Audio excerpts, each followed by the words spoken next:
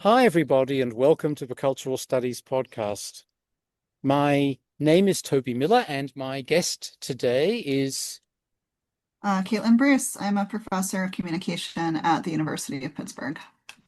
and we've been talking about rodents. We've been talking Hmm. about mice, and that may or may not inflect your answer to my standard banal opening gambit, Prof, which is to inquire what's currently dynamizing, preoccupying, impeding, interesting you. Mm. Yeah, so I shared with you when we got on that the day started with finding a mouse in the house, and it was when my kid was playing on the floor and it was running in a circle around the room. And then we have two dogs, one of which is a adequate mouse hunter and one of which is not at all.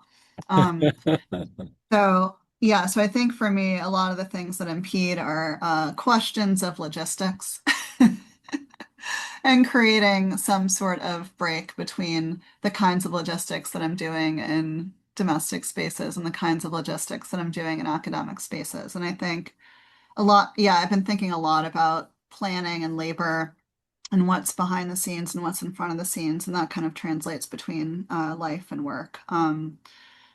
Yeah, so I'll stop there. Well, The mouse is still at loose. no, fair enough, but I want to ask you to elaborate a wee bit, if you would, about, Mm. for example, I mean, either or both of the logistics of home, the logistics of work. Mm-hmm.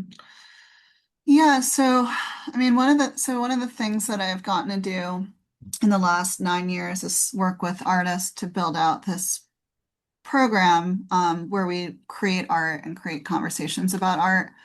And so that has sort of created a shift from primarily being a solo humanities scholar doing research that's ethnographic in nature, where I do talk to artists, to doing a lot of planning and production, Mm. thinking around the actual nuts and bolts of putting work in public spaces and then everything that's entailed and getting people organized to do that kind of work. And I work with, really great folks that collaborate with me, but as someone who belongs to an institution and has the benefit of a full-time position, a lot of that logistical work, is my responsibility because I'm compensated, Yes. in a more sustained way.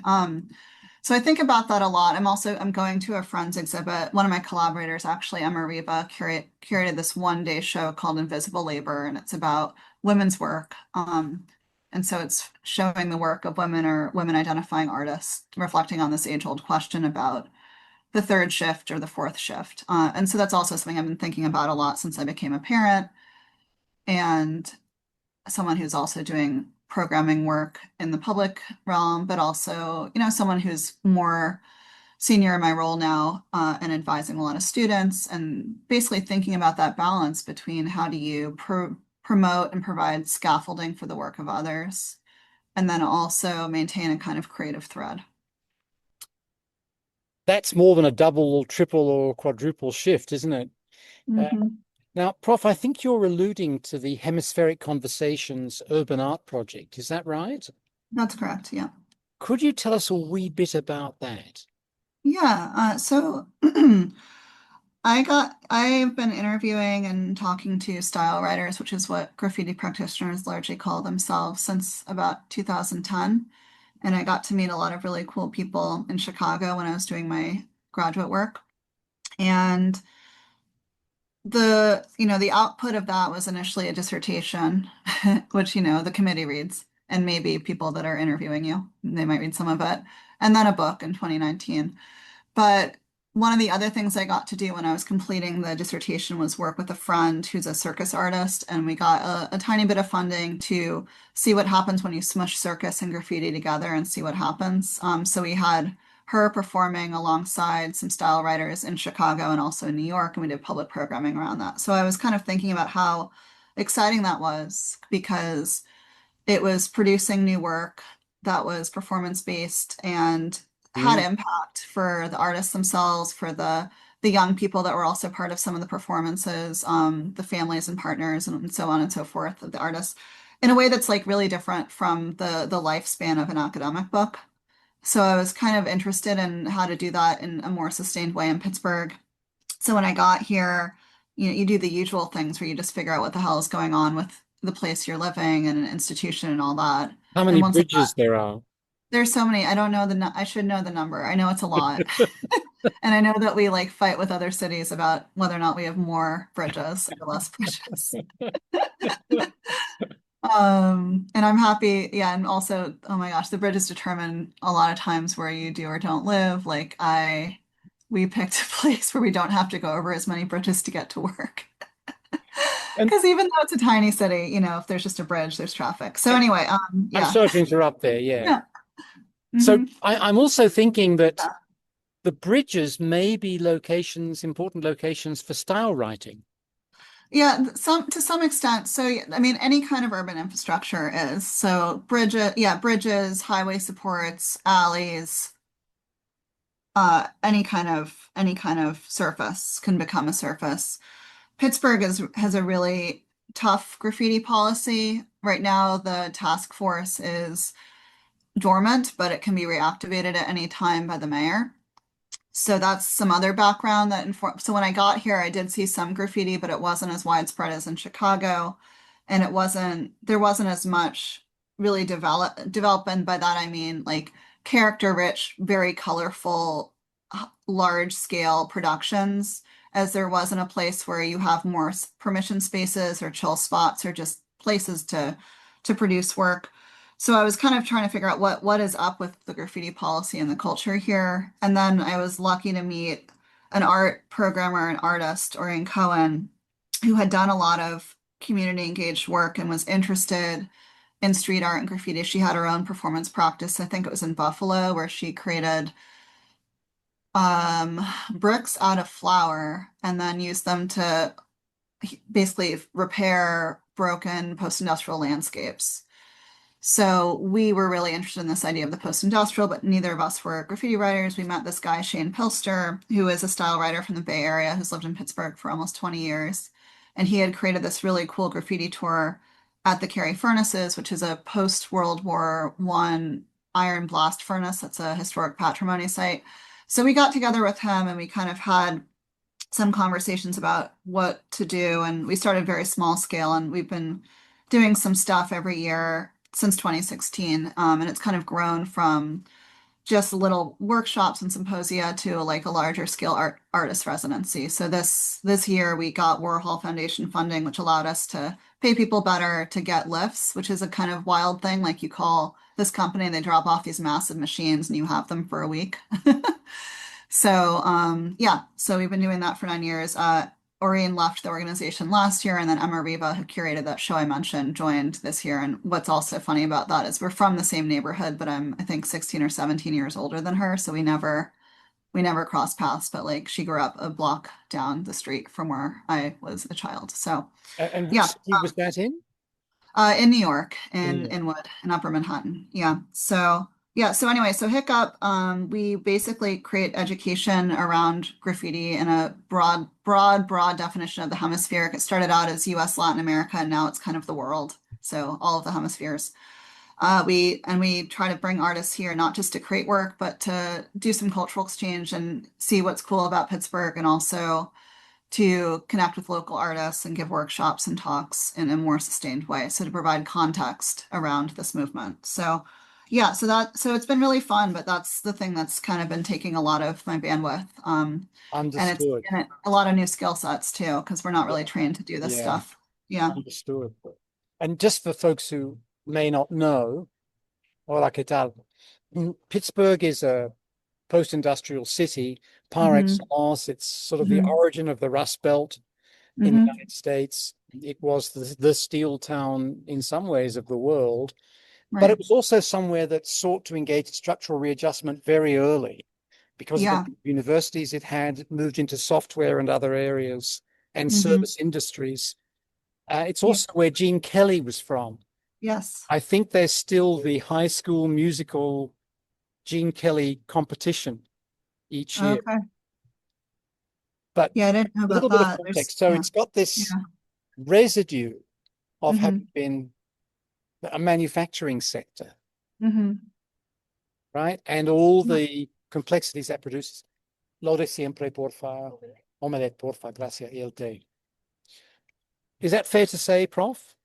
Yeah, I think that's right. And I mean, I think Pittsburgh, in anticipating structural readjustment, it has this it has this legacy of very kind of top-down, elite-driven urban planning too. So in making a lot of those decisions, the geography of who benefited is incredibly racialized and classed as well. Hmm. So one example, which you probably know about, is like a lot of focus was put in the 60s on rehabbing the downtown and framing it as the Golden Triangle. And then a lot of other residential neighborhoods were neglected. There's this really famous urban renewal program in the Hill District, which is a historically Black neighborhood analogous to New York's Harlem. So it was a site of, a lot of rich jazz culture, writing, all sorts of things. And they built a massive event center that looked like an igloo, and displaced, hundreds of people. And there haven't been any kinds of attempts to repair or, redress what happened. That created different kinds of cycles of displacement. So it's a city that is kind of taken as an example of a good Rust Belt city and one that recovered very well, but the recovery has been quite uneven. So that's also part of the larger context that, we try to think about, because urban art and graffiti and street art are often used as tools for a certain model of recovery that's based on creative cities discourse. So this idea that creativity is going to save cities, but that is, it doesn't involve any kind of public commitment to public infrastructure. It's a very kind of neoliberal entrepreneurial model of planning. And no accident that Richard Florida, Yes. Canuck, Yeah. was Mr. Creative Class, Mr. Creative Cities worldwide, and was Mr. Pittsburgh in this regard. Yes. Is that fair to say, Prof? Yeah, I mean he was at Carnegie Mellon when he was crafting that argument. So I think Pittsburgh definitely informed some of the thinking there. Yeah. And yeah, and then it's this kind of dogma that has been exported globally and taken up in a bunch of different ways. And your projects are much more organic. They're not Mhm. about finding a policy that fits allegedly one city and then selling it Mhm. globally. They're about seeing what artists in public are actually doing. Have I got that right? Yeah, I mean, I think ideally, one of the things that I'm interested in my work, both in terms of how I write about what we're up to and when I write about other kinds of artistic projects, is thinking about process. Mm. So Hmm. while of course a lot of the works or the products that artists produce are astounding and beautiful, I'm really more interested in the kind of ineffable relationships and experiences and encounters that undergird the production of those works, and then the afterlives of those works that are left in different forms of what I'm thinking of as social infrastructure.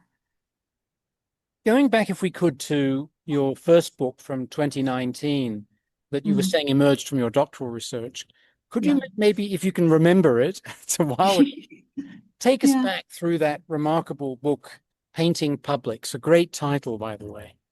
Thank you. I like alliteration.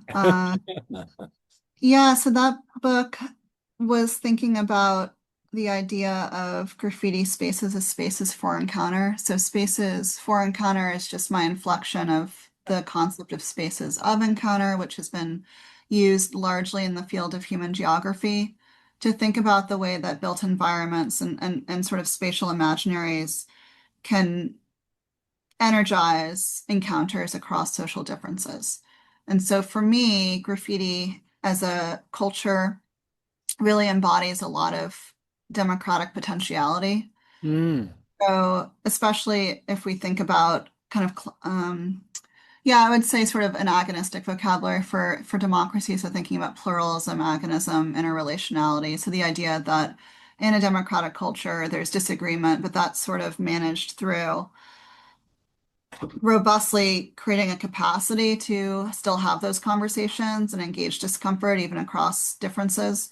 And so you see that play out in real time in a lot of style writing communities, and especially at these international festivals where you have people coming from lots of different backgrounds and contexts and having to negotiate shared space, but nevertheless are sort of connected through a shared cultural practice. And so also I'm drawing from a lot of work in sociology about communities of practice and also thinking about, to this comment about process, the broader support systems that are in play to make those possible. So the book basically argues that graffiti spaces can be understood as spaces for encounter that could offer us some pointers for creating more democratic and inclusive spaces more broadly, because they have these components of plurality and relationality and agonism. And I was drawing there also from Frederick Evans' work on public art. He's a philosopher who's now emeritus at CMU, but he's written a lot about art and also questions of voice. And so I thought that his template was really helpful in trying to create a bit of a theoretical machine to describe what was going on. So Yes, and yeah. I'm thinking too of Chantal Mouffe and Mhm. her ideas about Yeah, of agonism and course. democracy. Um, and Yeah, and that was, yeah, that was really crucial too. Absolutely. for Hmm. those outside this world, Hmm. could you explain the relationship between the word graffiti, which I think a lot of Hmm. folks will be familiar with, if not all, and style writing? Yeah. So style writing, so graffiti, some folks who are practitioners are fine with that term, but I think that that's often a term that's imposed from without. So graffiti comes from the Greek term graphein, which is to write, but also it has sort of connotations of messiness, scrawl, disorder. One of the things that I was thinking about in that book was also the generate how disorder can be generative. I play with the metaphorics of visual noise, but at the same time, style writing, I think, puts the accent on the real skill that's involved in the calligraphy behind a lot of graffiti practice. And my collaborator Shane, who defines himself as a style writer, is an expert in text and decoding different kinds of text and different kinds of forms of text. And so I think that style of writing then also puts an emphasis on the sort of inventive capacity of writers and how they're creating spaces and creating publics. Charles Lesh, who's a colleague in rhetoric and composition, has this book about style writing as well that came out a couple years ago, and it's called The Writing of Where.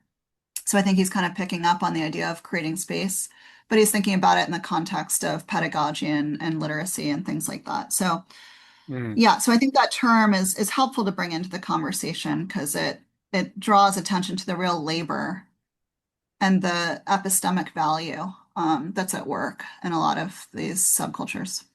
Now, going back to when you were growing up, Prof, this would have been a Yeah. time when this form of cultural production was comprehensively demonized in Hmm. Gotham, when there was this, broken window theory of Yeah. social control adopted in New York City, where things like graffiti art on subway trains were Hmm. signs, really, they were signs of decadence and things being out of control, Right. taken to be harbingers of physical violence and other Hmm. forms of criminality. Is that fair to say?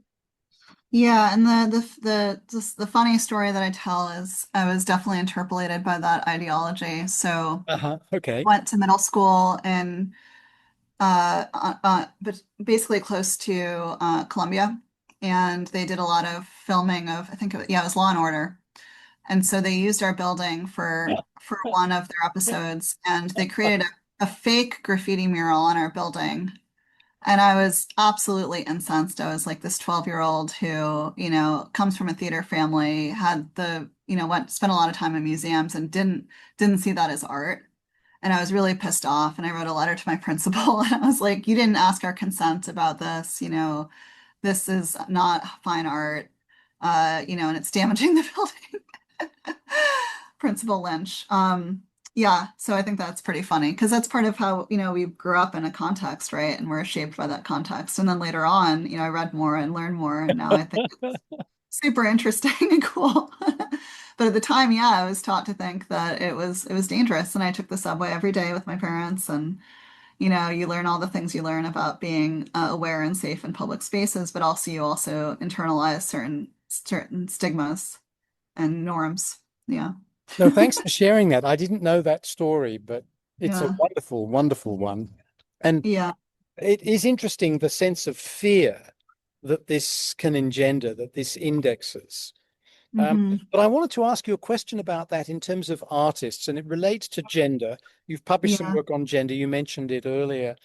yeah. To a certain extent, this domain of star writing used to be characterized as occupied space occupied by young men, Hmm. and often in the case of the United States, young men of color. How Yep. would you characterize that sort of stereotype today? Yeah, so I think it's still so I think there's a one breakdown to be made. So I'd say style writing, which is understood as more traditional letter-based graffiti writing, is still understood as a very masculinist pursuit, although practitioners might occupy a really diverse spectrum of gender identities and forms of sexuality.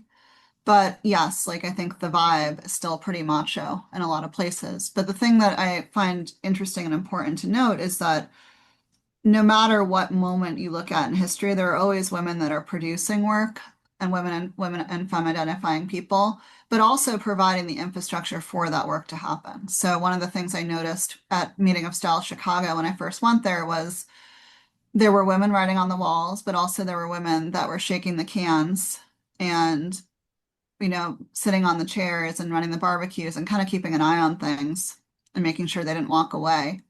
And I'm sure there was a ton of other work they did that I didn't see to make all of that possible. So I think that kind of broadening it to think about the whole spectrum of production is important. And that's where a lot of the sort of sociology theories about communities of practice and how they're made up of many different parts. That was helpful for me to learn about from a colleague here at Pitt. And then but Bien, the other thing I'll say is, I mean, I kind of learned in the first project, I did a lot of interviews at festivals on site, and that was cool. And I think there's merit to that. But in terms of this gender question, later on when I talked to my colleague Jessica Pebon, who has her own book, Graph Girls, and she was really instrumental in connecting me with a lot of writers in Mexico. She talked about how she does not use that method because precisely because it's like a more observed space. And so if you're going to share experiences that are speaking to issues of domination, oppression, violence, feeling out of place, it's probably less likely people are going to have those conversations at the wall. Um, and also you might find fewer women at the wall at any given moment.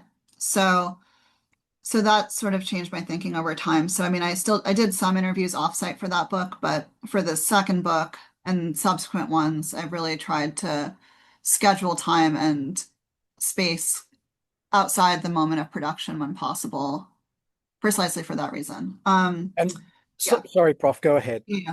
Yeah. No, it's yeah. I mean, so I think there's a lot to say about it too. Like in the last 10 or so years, there's been an explosion in graffiti and street art festivals, and there are a number of them that are specifically pitched towards supporting women and femme identifying people. So I think that's changed the scene to some extent. I also think that social media has both homogenized but also created access to people that might have trouble getting in-person mentors.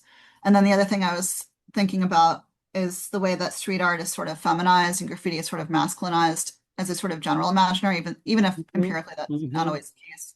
So it kind of depends on what element of the culture you're talking about. And getting on to that second book, Prof, where you've Yeah. abandoned alliteration brutally. Yeah. It's all gone. You did that with the first one. Bill Yeah. Nichols, the film theorist, had Hmm. alliterative titles for maybe his first 6 or 8 books, actually. Yeah. This is Voices in Aerosol, and here the focus is on urban Mexican life, which is very much the life that I lead. So Yeah. tell us about Voices in Aerosol, Yeah. which is quite a recent book. Yeah, that came out in 2024. So that was again like a shout out to Jessica. I met her at the Cultural Studies Association conference in Chicago, and we were one of two people that were presenting on graffiti. And she said, "Hey, we should go have dinner and talk." And we did. And I mentioned to her that I was going to Mexico for the first time. This was back in 2011. And she was like, "Do you know anyone there?" And I was like, "Not really. I'm just gonna email people cold and see what happens." And she was like, "Well, I know this woman who has this blog called Ladies Graph, and she's really well connected to a lot of writers in Mexico City because I was going to Meeting of Styles in Ciudad Nezahualcóyotl. And so she connected me to this person, Karina Keefe. So Keefe is a writer, but also I would say an archivist and a community organizer for a lot of style writers in Leon, Guanajuato. So she connected me to a ton of people. I got to meet her when I was out there. I was at the time my Spanish was really not good, so I had a translator who was also a writer, Swear, who's from the 1810 crew. And I just, yeah, drove around with them the whole weekend, and it was great, and I learned a lot, and it shaped a lot of the thinking. So anyway, so when I was there, Karina Keefe told me that her city was actually hosting a lot of permission graffiti programming, and I thought that was really interesting because I hadn't heard of anything like that before. So I was able to go back in March and spend a little under a week in Leon, and I met a bunch of the old school writers there. I met this really amazing man, Ruben Yasso, who at the time was in his 60s, I think, and was working for the City Planning Institute. And he was just he's this really energetic, really passionate guy who had befriended a lot of the writers, who were mostly in their 20s, and was working with them to try to do some urban design work to create more platforms for their art. So anyway, it was kind of this whirlwind tour. I thought it was really cool. I wrote a small article about it. And when I started working at Pitt, I was trying to figure out if there was enough there to write a book. Because I think a lot of my research is just guided by relationships and fortune. It's like, who do I meet, who do I talk to that's interesting? And then once you're in relationship, that provides momentum for the project to continue because there's a sense of accountability and also a sense of interest, right? You want to see what happens. So I went back in 2014, and the program had changed. A new, as you know from living in Mexico, a new political party had taken over. They'd taken down all the websites from the previous iteration. There was a lot of crankiness about it by some folks, and so, but at the same time, there was like this rich history that I think needed to be documented. So yeah, so I just kept going back every year and was lucky to get a Fulbright fellowship to live there for 7 months and do more sustained ethnographic work. And so the ultimate argument that I ended up making is that the process of institutionalizing graffiti is this sort of ongoing dance of what I call institutional attunement. And the concept of attunement is drawn from a lot of places like affect studies and composition and sound studies. But just thinking about how institutions tune into subcultures, but also how members of subcultures tune into institutions, Mm. and how it's not a sort of linear process. There's, frisson and friction and amplification, and some voices get made more audible and some voices are downplayed. And so I was using that metaphoric framework to think through a history of style writing in Leon from the late 1990s to 2018, just because I needed to have an endpoint since it's a contemporary project. So yeah, so that was really cool. And I had initially started with this other metaphor of like the braid and how youth cultures are initially really braided, and it wasn't just graffiti, it was ska and break dancing and all kinds of things. And when the Municipal Youth Institute stepped in, they wanted to sort of disaggregate those different strands and create different departments and all the things that we know about sort of neoliberal institutional structures. But that metaphor, I thought, well, I got feedback from Krista Olson, who was one of my readers, but she was like, that doesn't really describe all of the things that's going on. So I kind of ended up moving to this other metaphoric framework. So that was that project, and it was really amazing to get to witness the work of Leonese writers. It informed a lot of the work that I've been doing with Hiccup, because I later invited a lot of the folks that I learned from in Leon to come to Pittsburgh and do their work, because part of their work is pedagogical. It's showing folks that street art, graffiti, and style writing are valuable and important modes of public communication, and they do it in a really technically proficient way, so it's more legible. So they ended up going to the Carey furnaces and creating these beautiful murals that are still there because the furnaces are they find them effective for telling their stories. It's on their websites. It's like part of the Today Show blurb, opener for, yeah. So in any case, like they're doing really amazing work, but it's in the city, which I later learned is kind of seen as like the Bible Belt of Mexico. It's like a pretty conservative city, but that was not my impression when I first got there, because I was just meeting all these writers and like punks and goths and things. And then I lived there and I was like, oh, actually, yeah, this is a post-industrial, post-agrarian, well, not even post, but somewhat agrarian site where what these youth are doing is seen as extremely weird. And so it's like even more cool and surprising that they've been able to keep doing it at such a high level for so long. So yeah. Prof. Caitlin, I should have mentioned Painting Publics, your first book won the Jane Jacobs Urban Communication Foundation Book Award. And Mhm. this one won a National Communication Association prize. Yeah. Yeah, it So did. pressure on for volume 3. Yeah, I mean, I guess. I feel like I don't know. I'm curious about your thoughts on this. It's once you're at the professor level, I'm thinking this through now. This is maybe related to your question about what's impeding, dynamizing, preoccupying. Yeah. Like, once the metrics aren't external because it's not promotion anymore, does how much does that stuff really matter? Well,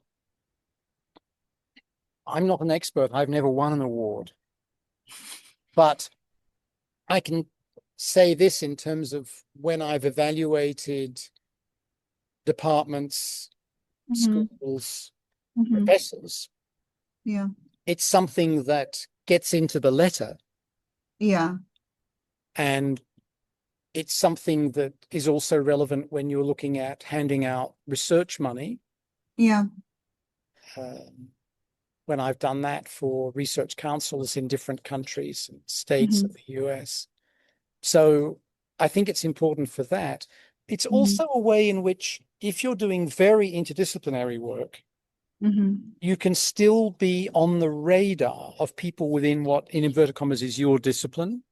Now, Hmm. you're in a very Catholic, small letter, small c, communications department Hmm. in a discipline that is in some ways weak, in other ways strong, but has all sorts of scientific bullshit associated with it. And where Hmm. this kind of medallion means that Hmm. more people are likely to read what you do. Yeah. So I think there is some value in it. Yeah. In terms of the art world, as understood very broadly, and you'd appreciate this from your upbringing, Yeah. these things can sometimes provide entree. And for Hmm. some people, and this is guesswork, what I've said up to now is Yeah. what I know in inverted commas, Yeah. is my guesswork. For some people within the graffiti world, Hmm. getting recognition for what they do in scholarly form and further recognition of that scholarship may be meaningful. For others, Hmm. not so. But Hmm. for some, Yeah. yes. Yeah. It can be the neoliberal selling out that Hmm. you were worried about and that one of your Hmm. readers engaged you about, or it Yeah. could be legitimation in times of crisis. Yeah. I think that's helpful. I mean, because one of the things that I've been thinking a lot about this, like basically socialization in academia, and I was talking to one of my students about this. I mean, there's an element to which it's really productive to be almost pathologically productive. So always thinking about producing and doing and so on and so forth. But after a certain point, how do you change the modes of production so that they're more collective, right? So that's what I mean when I say like, of course, I'll still apply for awards and things, but when it's not about getting tenure or survival, what are some other metrics or frames of success, right? To think about at this juncture. So that's something that's been preoccupying me a lot because I one other thing about me, I did intercollegiate debate. And it was really good in some ways and really, messed up in others, but it taught me a lot and it's about winning. So, I knew that I learned that I was very competitive. And so that served me really well. But I think figuring out like more forms of intrinsic motivation again, like Yeah. that. And for me, it's like the relationship stuff has been that. So like when I got that award, what was really gratifying also is, Keith, like we shared it on Facebook and a lot of the writers were like, hell yeah, like this is our story too. So I think you're right about that. Well, something I really appreciate your being very open about this because I think it can be helpful for people Yeah. listening because you are extraordinarily prolific and Hmm. successful. Hmm. And to know that there are doubts and queries along the way, I think is useful. The other thing is, if you think about the art world, And this could be the New York art world, or it could be Mm. the subway art world, as it were. Yeah. Competition and collaboration are side by side and intersecting, Yeah. aren't they? Yep. Look at me, I've done this, it's better than you. But actually, my sense of what I've done relies a lot on my sense of what you've done. Yeah. Yeah. No, I think that's right. Um, and I mean, one of the things that I really love about the collaborative work I'm doing is that we're all working in such different domains that we can't be bothered or worried about what I mean, we're supportive of what we're doing individually, but it's not competitive in that way. So I think that's been really cool and healthy and eye-opening. So yeah, so for me, that part has been a real area for growth and learning. And the writing part is really, it's still really rich and rewarding too, but and I feel like this is probably common for a lot of folks when they've been at it for a while, but I feel like I know the formula for how to produce a book. And so for the next one, I'm trying to figure out, are there other modes of writing that are gonna create learning experiences for me in the way that the engaged humanities work that I'm doing has also done. Well, that's the thing. The Yeah. hemispheric project is very Yeah. much about, I mean, this is a terrible cliche, an expression I don't like, but giving back. It Yeah. is providing a forum, both Yeah. online and in person, but also through your own labor, getting back Yeah. to logistics issue Mhm. we Mhm. began with, that showcases others. It's not Yeah. about, look at me, Caitlin Francis Bruce, I won this award, I got Yeah. tenure, da da da. Yeah. Yeah. Is perfectly legitimate and necessary in a very Yeah. competitive world. It is collaborative. It is looking outwards and not just inwards. Mhm. And Yeah. I really think that's a fantastic contribution. Yeah, Really. and it shapes the writing too. It's so it's like I can't approach this domain of practice the same way anymore. And I think that's good. It means I'm a little less patient when people make really broad claims about it, but it comes from a really particular place. Mm-hmm. So Mm-hmm. yeah, so I feel really lucky that I've gotten to do it. And that's also a resource issue. It's like it's important to note that I'm at a research intensive university in the US and entered at a historical moment where there is still quite a lot of funding available. Folks that are generations after me, they're going to, I hope it gets better, but it's going to be a really different ecosystem. And right now it's a really uncertain one. So, I had one more question for you, Prof. yeah. And after that, I'd like to give you the opportunity, once you've answered it, to Hmm. add anything you wish. That might Yeah. take the form of something entirely new, Okay. or it might take the form of going over terrain we've covered, but where you want to say something else. Does that Yeah. sound okay as a means of bringing Yeah. things to conclusion? Yeah. That sounds great. I haven't mentioned all your awards, even though that's become our fetish in the last paragraph or two of our conversation. But you've Yeah. also won awards in the area of feminist studies. And Mhm. I wanted to ask you about some of the theoretical and political influences on you, apart from the ones we've mentioned, that may come from feminism or post-colonialism or from Latin America, whatever. Some of the things that you read that help to dynamize you or that you learn when you speak to Mhm. artists, whatever it might be. What's Mhm. happening for you in terms of the impulses analytically Yeah. that drive you and that allow you to make sense of things? It's a very Yeah. broad question, I realize. Hmm. Yeah. Let me think about that for a moment.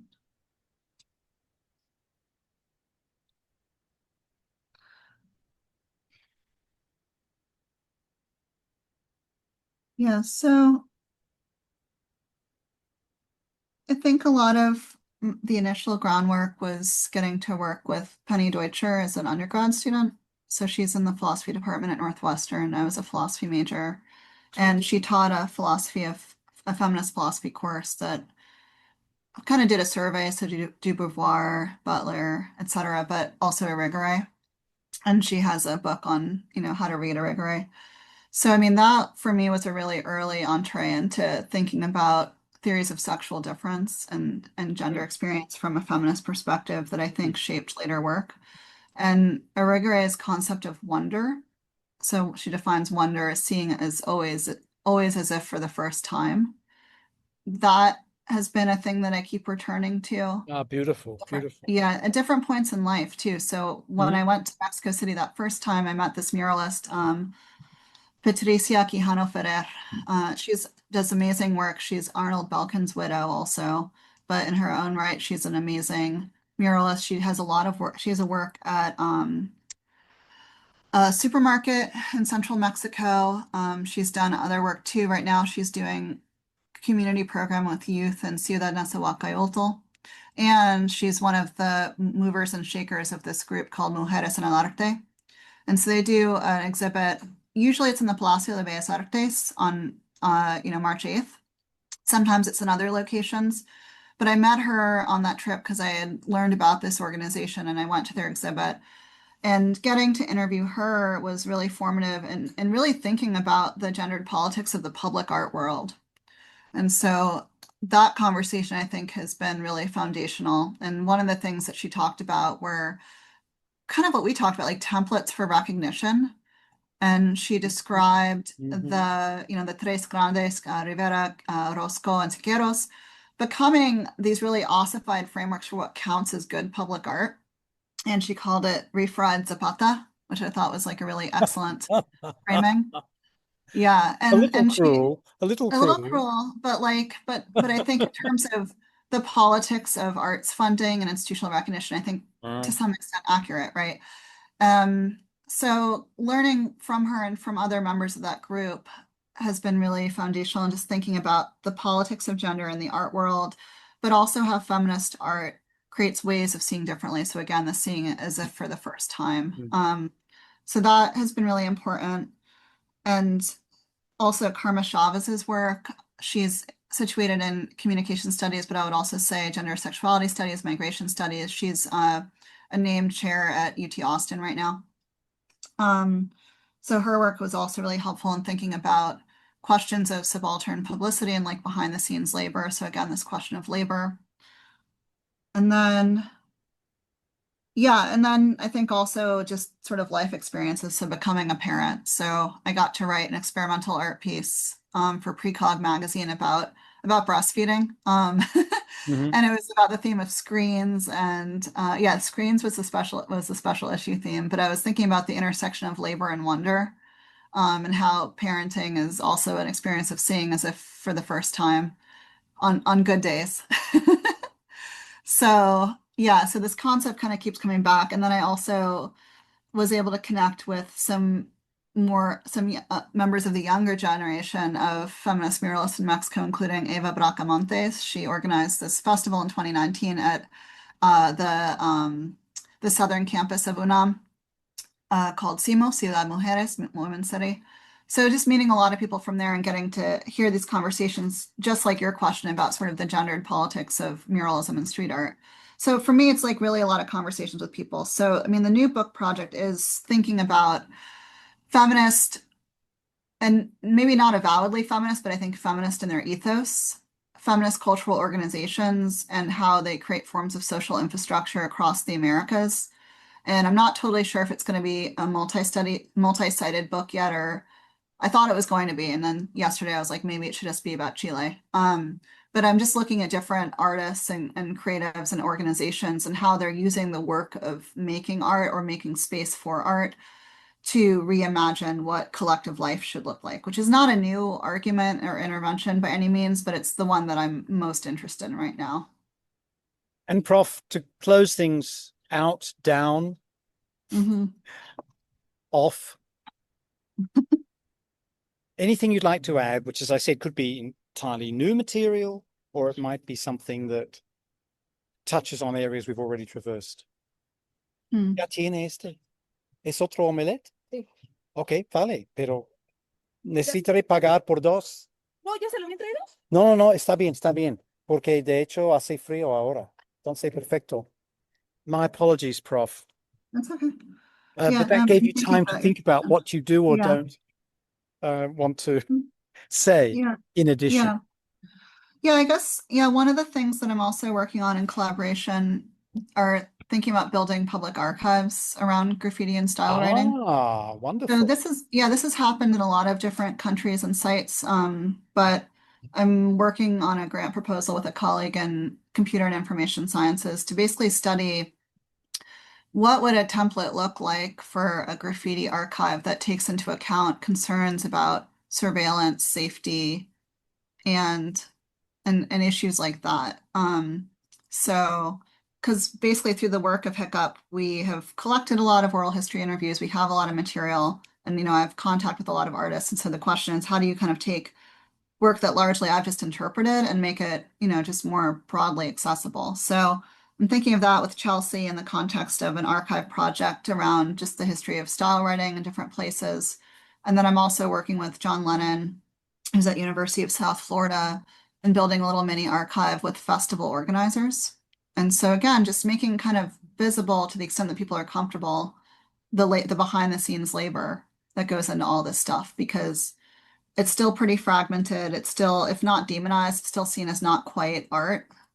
So I think having that basis can allow practitioners, but also, scholars from different places and generations to kind of interpret it in their own sorts of ways. So that's, yeah. So that's the thing that I'm hoping I'll get to do a little more of going forward. Well, Prof, thank you so much for giving a lot of your time to us today. These books are brilliant. So are your articles. Lots of them are available to read online without needing a subscription. And I'd urge people to look for them. And I'm going to include links, as I said, to the hemispheric work, to your school webpage and your own webpage. Okay, So great. I hope that'll assist everybody. Yeah, thank you. And it was a real honor to get to chat with you, and I'm thrilled we got to connect today. Thank you so much. And look out for those mice, Prof, Oh my gosh. on and off campus. Mighty Yes. mice. Or, yeah, There are they're fine limited outside, abilities. not fine inside. It's a real